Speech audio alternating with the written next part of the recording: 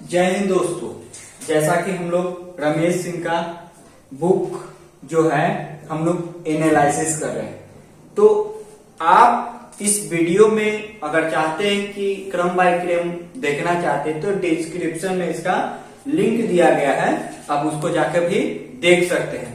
तो समझ पाए, तो उन परिस्थितियों को भी हम देखेंगे कि भारत यानी क्या है, आर्थिक प्रणालियां और गैर बाजार अर्थव्यवस्था क्या था पूरे दुनिया में।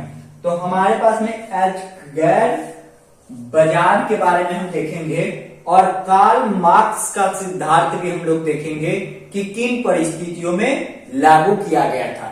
तो जैसा कि आप जान रहे हैं कि 1950 के दशक में नई बाजार समाजवाद यानी दुनिया में पूरे हो गया कि बाजार कैसा होगा, किन परिस्थितियों में होगा या कहां पर होगा।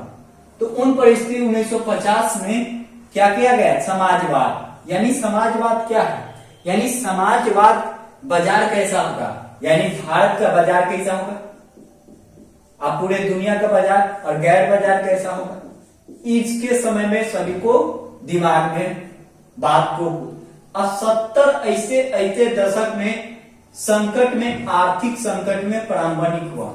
यानी क्या करें कि हमारे पास में संकट ना, तो उन परिस्थितियों को भी और 80 के दशक में सुधार होना स्टार्ट हुआ। इसके पीछे लॉजिकल क्या था कि चीन ने मध्य एशिया में प्रारंभिक 80 के दशक में चीन में लाना चाहता था। यानी चीन क्या चाहता था कि औद्योगिक क्रांति कैसे होगी।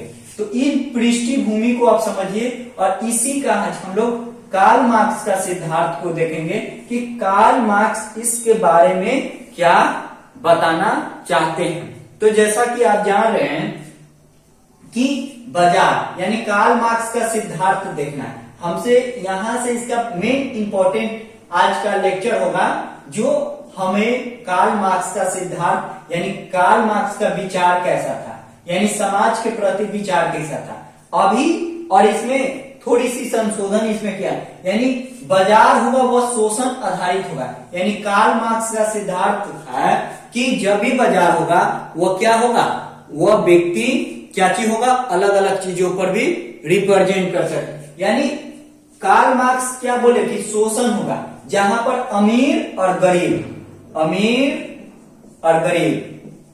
को कौन शोषे, अमीर आदमी गरीब आदमी का शोषण करेगा।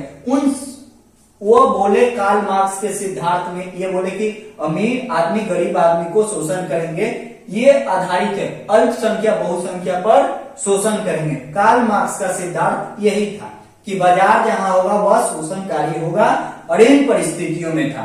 तो नारीवादी यानी हमारे प्राचीन काल के देखेंगे कि महिला की स्थिति बहुत दयनीय है। यानी कहां पर में है कि नारीवाद यानी कहां पर में है कि कार्ल मार्क्स के नारीवाद यानी महिला की आज भी देखा जाए भारत में स्थिति या पूरे, तो उसको महिला को कम दर्जा दिया गया। उस पर कार्ल मार्क्स का विचार है कि महिला का शोषण होता है जैसे यौन शोषण के रूप में होता है। यानी उनकी सोच ये है कि महिला को केवल भोग के रूप में हम लोग रख रहे हैं। ये कार्ल मार्क्स का सिद्धांत है। वो और क्या बोले थे कि श्रम संसाधन बाजार में विनियम करेगा। इसका मतलब आप समझ रहे हैं कि श्रम का मतलब क्या होगा कि कोई भी आज श्रम बेच सकता है। जैसे हम पैसा सब कमाना चाहता है तो हम कोई चीज के श्रम बेचेंगे, हम अपनी शिक्षा को बेचेंगे, मैंने शिक्षा को लोगों को बांटेंगे, उसके बदले में पैसा कमाएंगे ना। तो श्रम के कहीं ना कहीं इन्वेस्ट कर रहे हैं। गाड़ी बनाना है तो अपने ऊर्जा को लगा, कोई लेबर है तो अपना श्रम वहां पर लेबर में, तो श्रम संसाधन है। यानी जो पढ़िएगा वो जो करिएगा अपना हुनर वही आपका श्रम है और वह संसाधन बाजार में विनियम होगा। यानी बाजार में वो भी बिकेगा चीज को। यानी समझ पाए कि संसाधन बाजार में विनियम होगा और उसी को आदान प्रदान हो। जैसे हमको हो गया, हम ट्यूशन से पैसा कमाए, हम अपने जरूरत के अनुसार से बाजार में सामान को उसको लेंगे और उसी बात को हम लोग इस चीजों को भी समझेंगे। तो समझ पाए कि परिस्थिति क्या है कि श्रम संसाधन बाजार में विनियम करते हैं और बाजार ये तो समझ गए कि श्रम होगा वह संसाधन के काम आएगा, और विनिमय का मतलब लेन देन करना, यानी एक स्थान से दूसरे स्थान। आपके पास में मान के चलिए कि आपके पास में जीन्स है, तो जीन्स है तो कोई आलू बेच रहा है, तो आलू कहां पर में बेचेगा, पैसा मिलेगा, तो उन परिस्थितियों में भी की जा सकती है। यानी विनिमय का मतलब आदान प्रदान होता है वस्तु का।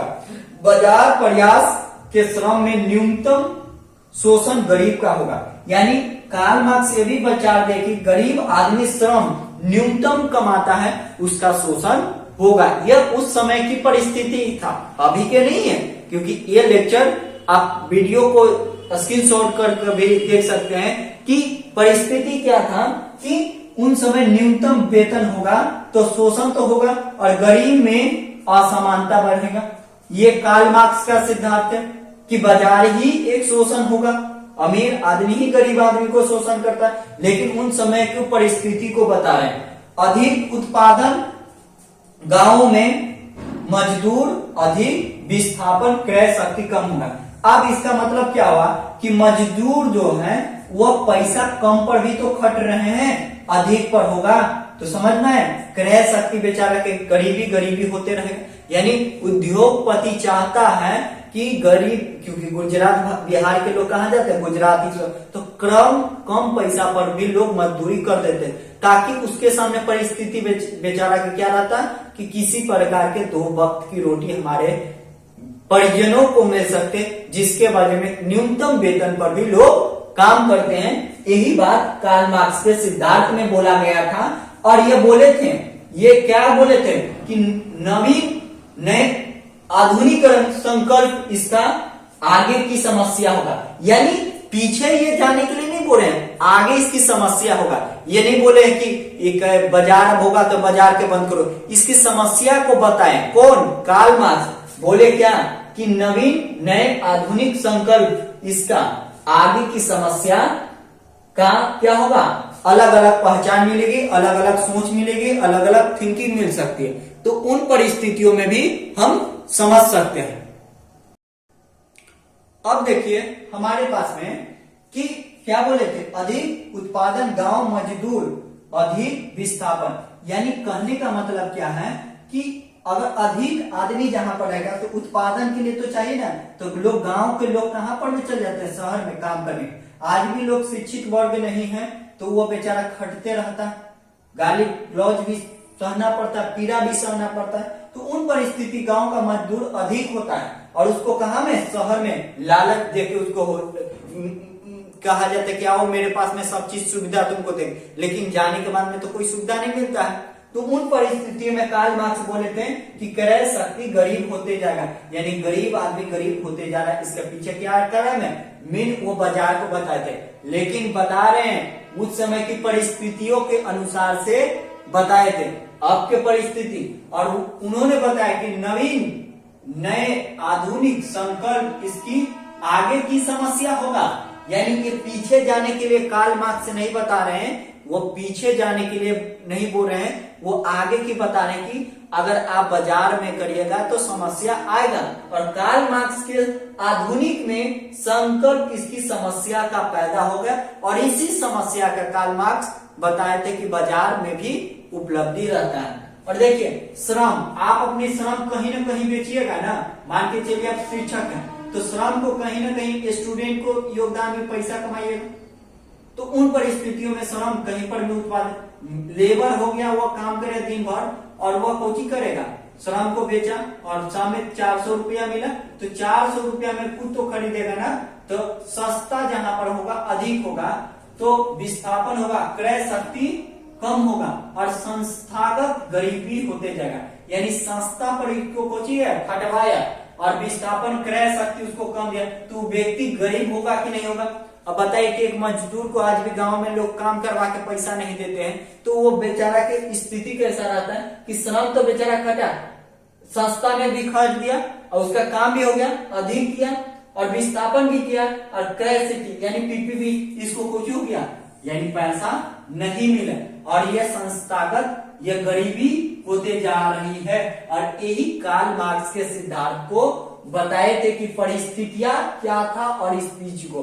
तो आई होप अगर इस वीडियो को किसी भी प्रकार के कुछ कमियां हैं तो आप हमें कमेंट में बताएंगे, और किसी भी प्रॉब्लम है या समस्या है तो कमेंट में बताएंगे। जय हिंद दोस्तों।